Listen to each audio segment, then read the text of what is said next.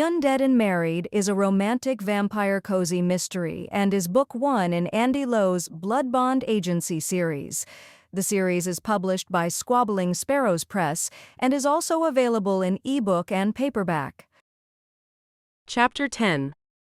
Under Eva's scrutiny, Lilith did a great impression of a goldfish before stuttering out, "What do you mean it won't have recorded anything?" Eva glanced at the Welsh girl's fist, with the small device once again hidden in its depths. "It's only when a De Silva is down here that the lights work. It's black as pitch otherwise. Not possible to see an inch in front of your nose, even with vampiric eyesight." If Lilith was downcast by this revelation, she hid it well, even laughed. This had Eva looking at her more closely. "What? What aren't you telling me?" "Yeah, when I said it was a camera, it only kinda is. It doesn't record images, it records energy. And from what Georgia said, the Chronicle has a signature all of its own." Eva wasn't sure what shocked her the most. That Georgia had discussed technology with Lilith. Or that she'd let slip the Chronicle was anything but a simple record of names and addresses. Didi appeared as horrified by the news. Meanwhile, Lilith tossed the small device in the air twice, all while grinning. "Come on, you two. Let's go find out what my little gizmo picked up." Without waiting for them to agree, she was off up the stairs, leaving them to follow if they chose. And they did, at speed. Eva wanted to know who was lurking around down there, and the sooner they could track down the missing Chronicle, the better. Eva was far too young to have her life snatched away. And especially not thanks to a stake through the heart.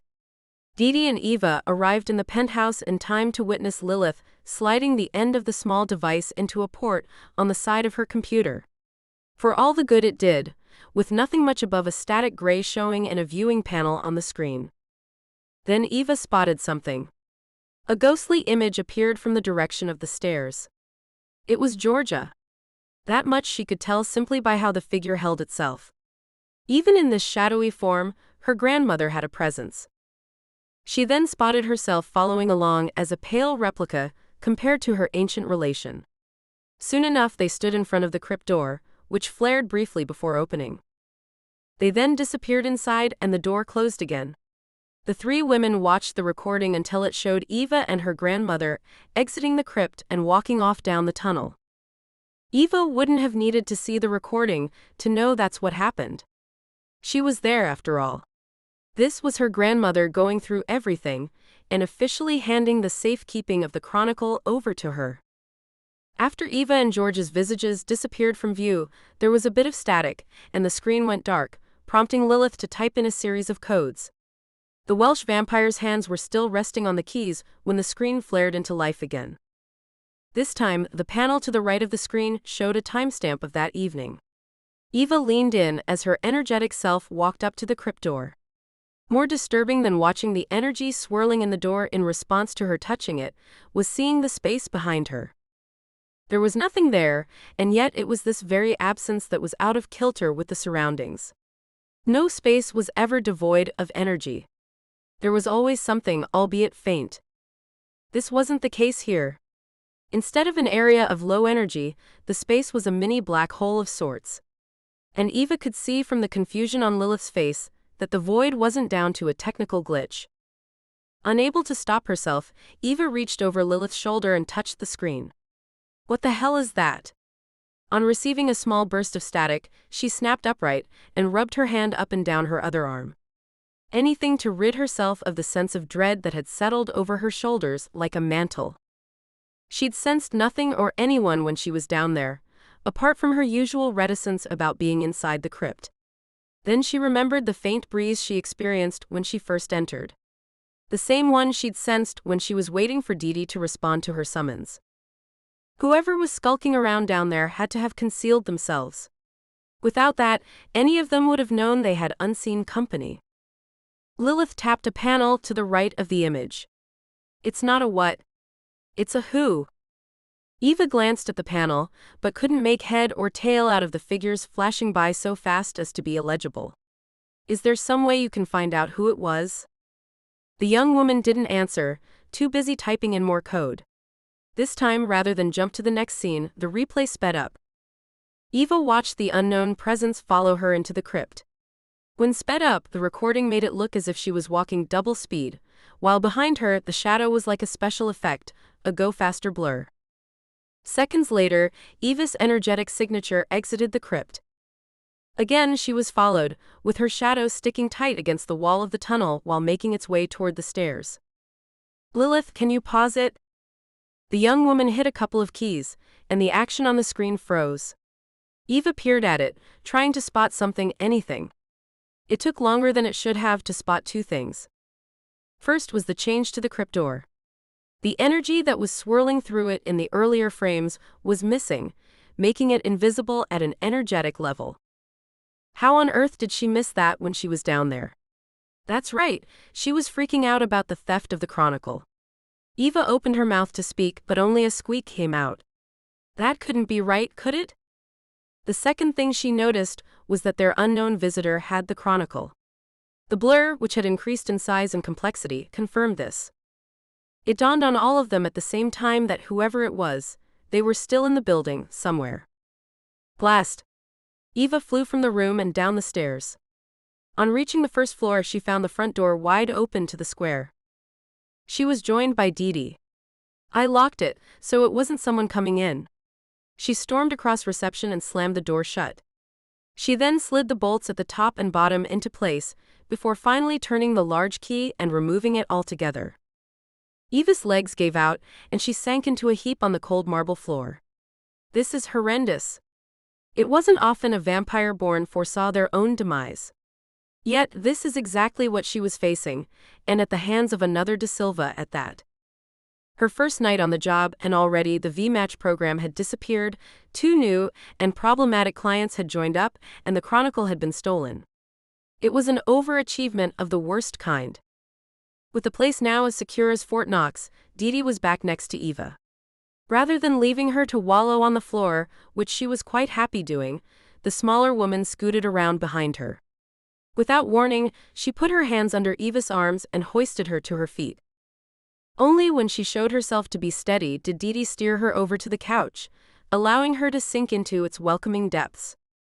Didi sat beside her, wrapping her arm around Eva's shoulders and squeezing tight. We'll get through this. Mark my words. Soon enough, Lilith made it downstairs, sitting on Eva's other side and taking time to squeeze her hand in reassurance. I checked the rest of the recording. Whoever they were, they snuck off after Didi and I arrived. The young vampire then looked at Eva sideways. You sensed nothing at all? Unable to face her lack of a future, Eva closed her eyes, hoping to block it out, for all the good it did. It was better she could see her surroundings. I picked up on something. It was a weird breeze, but there was so little energy that I thought nothing of it. Whoever they were, they concealed themselves somehow. And this had to have been twofold. Not only was the intruder invisible physically, they were also invisible energetically. Add to this that when they held the chronicle, it vanished too, and it told of powerful magic being used. Make that black magic, or the type favored by Natalia Zilonka. Could Eva's initial thought it had been Dominik downstairs be the right one? She wasn't even aware of Didi having left her side until the receptionist returned and waved a mug of warm blood under Eva's nose. So what if she could smell hawthorn? She needed it as much as Angel had earlier, perhaps even more so. As if reading her thoughts, Didi spoke. You, young lady, need to get your head back in the game. We have to ask ourselves, who has the most to gain from stealing the chronicle? This, and draining a good portion of her drink, was all it took to center Eva's thoughts. I'd suggest Sebastian, but he's too stupid to pull off something like this. Eva finished the rest of her drink in a single long pull. Unless, of course, he had help. And a lot too. And, said Lilith, taking the empty mug off Eva, we have to ask ourselves who'd have the most to gain by helping that hemorrhage on legs. Hecate heck, I've just thought of something.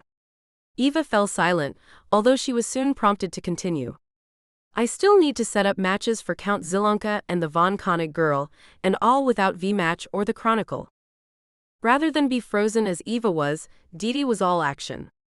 Eva, why don't you focus on potential matches for those two? Lilith, you work on finding a backup of the V-Match program. I'll work on tracking down who stole the chronicle. She frowned before continuing. There's no way someone could have been in here without leaving a trace behind. Despite her instructions, Dee Dee had to double clap to get the full attention of the other two, with Eva surging to her feet and casting around for the application forms. When did she last have them? That's right, down in the vault. She dropped them when she saw the chronicle was missing. Oh no. Without saying another word to the other two, she raced over to the stairs and flew down them. Yet again she stood outside the crypt, the energy in her hands thrumming in response. Once a night would be one time too many. Twice was horrendous. Coupled with what she suspected she would find on the other side of the door, it was her worst nightmare. What if whoever stole the chronicle also picked up the completed forms? There were details on there that should never see the light of day. The only plus was that she burned the form completed by Angel herself.